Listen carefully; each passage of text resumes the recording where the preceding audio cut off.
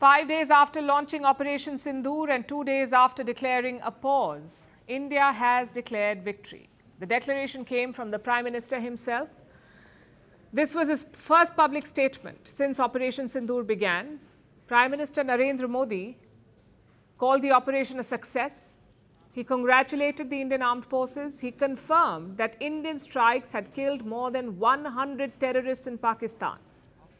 The Indian Prime Minister said this, and in no uncertain terms, Prime Minister Modi shot a warning to Pakistan. He said India had demolished the headquarters of terrorism and that Operation Sindoor is the new normal. This is the new normal in India's fight against terror. He also dismissed the idea of any talks with Pakistan. Listen to this. मैं सबसे पहले भारत की पराक्रमी सेनाओं को,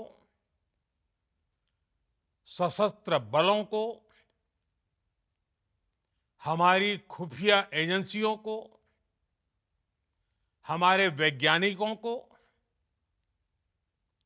हर भारतवासी की तरफ से सैल्यूट करता हूं।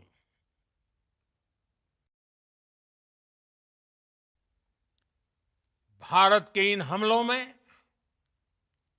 100 से अधिक खूंखार आतंकवादियों को मौत के घाट उतारा गया है।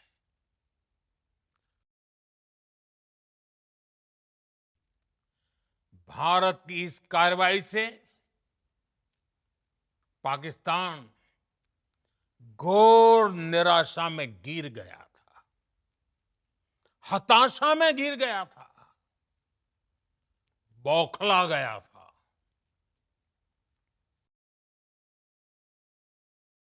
मैं फिर दोहरा रहा हूं, हमने पाकिस्तान के आतंकी और सैन्य ठिकानों पर अपनी जवाबी कार्रवाई को अभी सिर्फ स्थगित किया है। आने वाले दिनों में हम पाकिस्तान के हर कदम को इस कसौटी पर मापेंगे कि वो क्या रवैया अपनाता है। सर्जिकल स्ट्राइक और एयर स्ट्राइक के बाद अब ऑपरेशन सिंदूर आतंक के खिलाफ भारत की नीति है।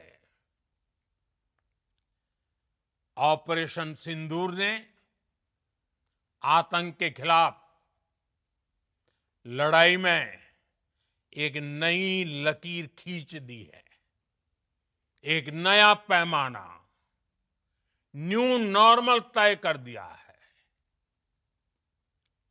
पहला, भारत पर आतंकी हमला हुआ तो मुंह तोड़ जवाब दिया जाएगा। हम अपने तरीके से, अपनी शर्तों पर जवाब देकर रहेंगे। हर उस जगह जाकर कठोर कार्रवाई करेंगे जहां से आतंक की जड़ें निकलती हैं। दूसरा, कोई भी न्यूक्लियर ब्लैकमेल भारत नहीं सहेगा। न्यूक्लियर ब्लैकमेल की आड़ में पनप रहे आतंकी ठिकानों पर भारत सटीक और निर्णायक प्रहार करेगा।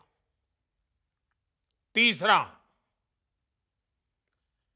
हम आतंक की सरपरस्त सरकार और आतंक के आकाओं को अलग अलग नहीं देखेंगे।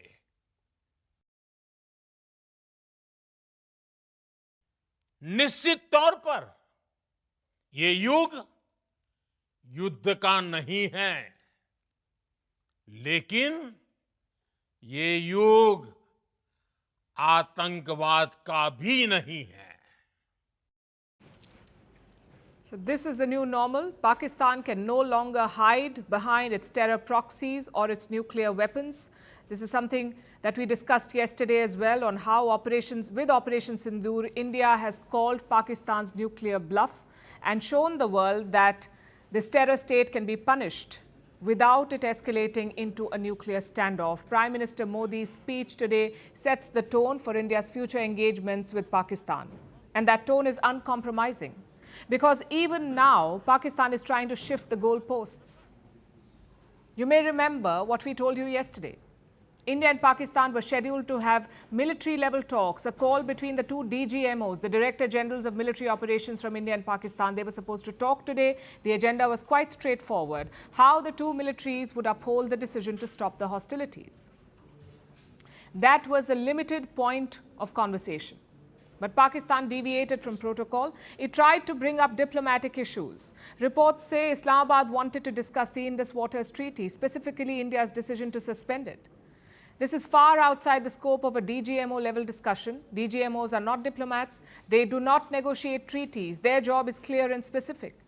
They are supposed to coordinate military operations and maintain border stability. Now, we know that in Pakistan, the military does not understand borders, neither geographical nor political or official. But India's military is a professional force, so they refuse to dilute the agenda or to engage in backdoor diplomacy. Basically, India refused to entertain Pakistan's new list of demands. As a result, the call had to be delayed. It was initially scheduled for noon. It was delayed to this evening. These engagements have a well-defined structure. DGMO stands, like I said, for Director General of Military Operations. This is a senior military official. These officials are responsible for all operations on India's borders. India's DGMO is Lieutenant General Rajiv Ghai. On the Pakistani side, the post is held by Major General Kashif Chaudhry. These officials manage active operations during conflict. They also maintain direct communication. Now, the DGMOs of India and Pakistan have a hotline that was established after the 1971 war, inspired by the US and Russia. They had a similar hotline during the Cold War. India and Pakistan adopted a similar measure. This hotline was operational or open throughout Operation Sindoor. Pakistan could have picked up the phone at any point in time and called India. But they finally used it on Saturday. That's when Pakistan reached out to India to end hostilities. So today's call was meant to reinforce that understanding, to discuss ground-level protocols, and to prevent future attacks and define red lines for both sides. But instead of sticking to that, Pakistan tried to rewrite the agenda. India refused to play ball. As things stand, Operation Sindoor is still on. Like you heard the Prime Minister say, this is the new normal. Indian forces remain on high alert. There has been no change in posture. When the call did happen finally in the evening, the DGMOs discussed military protocols, including the use of drones and technical modalities around maintaining the ceasefire. Nothing beyond that. Both DGMOs are expected to speak again. We don't have a date yet, but it should happen sometime soon. Earlier today, we also heard from Donald Trump, the US president, and he has once again offered to mediate. Let me say a few words about the historic events that took place over the last few days. On Saturday, my administration helped broker a full and immediate ceasefire, I think a permanent one, between India and Pakistan, ending a dangerous conflict of two nations with lots of nuclear weapons. And they were going at it hot and heavy, and it was seemingly not going to stop. And I'm very proud to let you know that the leadership of India and Pakistan was unwavering, powerful, but unwavering in both cases, and having these. They really were, from the standpoint of having the strength and the wisdom and fortitude to fully know and to understand the gravity of the situation. And we helped a lot. And we helped also with trade. I said, come on, we're going to do a lot of trade with you guys. Let's stop it. Let's stop it. If you stop it, we're doing trade. If you don't stop it, we're not going to do any trade. People have never really used trade the way I used it. That I can tell you. And all of a sudden they said, I think we're going to stop. He clearly doesn't get it. President Trump is framing this as a trade issue.